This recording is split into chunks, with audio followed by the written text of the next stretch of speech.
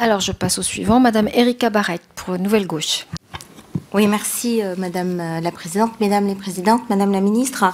Une première question que je voulais vous poser, mais vous avez largement répondu, c'était bien sûr l'inquiétude des associations autour du budget sur le budget de prévention.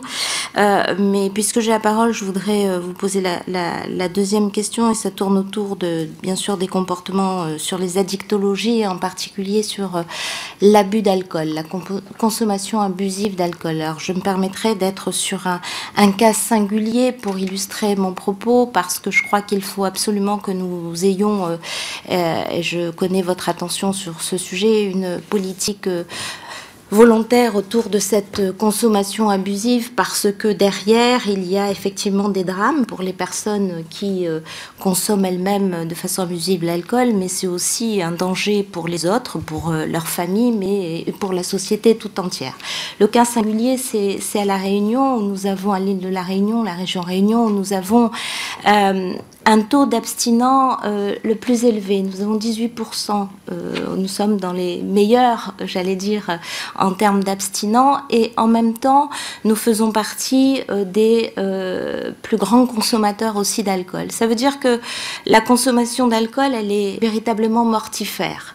Lorsque les jeunes et les moins jeunes consomment, c'est pour se faire du mal et faire du mal aux autres et leur environnement très proche. Et je fais le lien peut-être rapide, peut-être en raccourci, mais je crois aussi que les comportements de violence dans les familles, les violences vis-à-vis des femmes, et nous sommes, hélas, sur ce département aussi avec un taux très important. Bref, Madame la Ministre, je voudrais savoir comment est-ce que nous pourrions ensemble lutter contre ce phénomène très grave.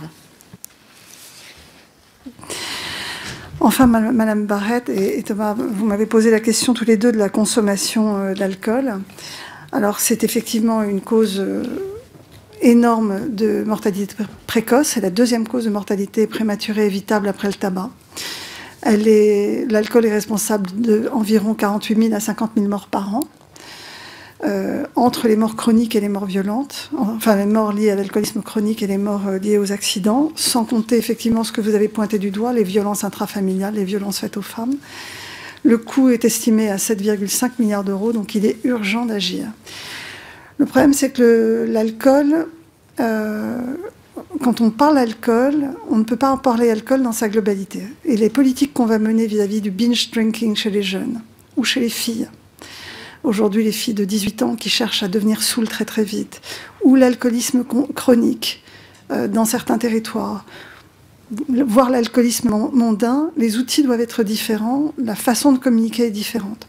Donc c'est une politique complexe qui sera déclinée dans le programme national de santé publique qui sera rédigé en janvier. Donc c'est un axe évidemment de la stratégie nationale de santé. J'ai évidemment l'intention de m'atteler à réduire l'alcoolisme des jeunes, mais aussi l'alcoolisme chronique qui est responsable, qui est aujourd'hui la deuxième cause de cancer dans notre pays. Alors vous avez parlé de la Réunion. Effectivement, il y a des problèmes spécifiques à certains territoires. Et ce ne sont pas les mêmes alcools, donc la question par exemple des taxes peut se poser différemment dans les territoires. À La Réunion, on boit un certain type d'alcool, en métropole plutôt du vin, enfin, dans d'autres territoires plutôt de la bière. Donc je crois qu'il faut qu'on ait comme on fait le marketing social dans la prévention, je crois que là il faut qu'on ait une approche très adaptée, à la fois au niveau territorial, au niveau des populations qu'on souhaite cibler. Donc j'aurais des difficultés à répondre à la question de façon très globale aujourd'hui. Merci.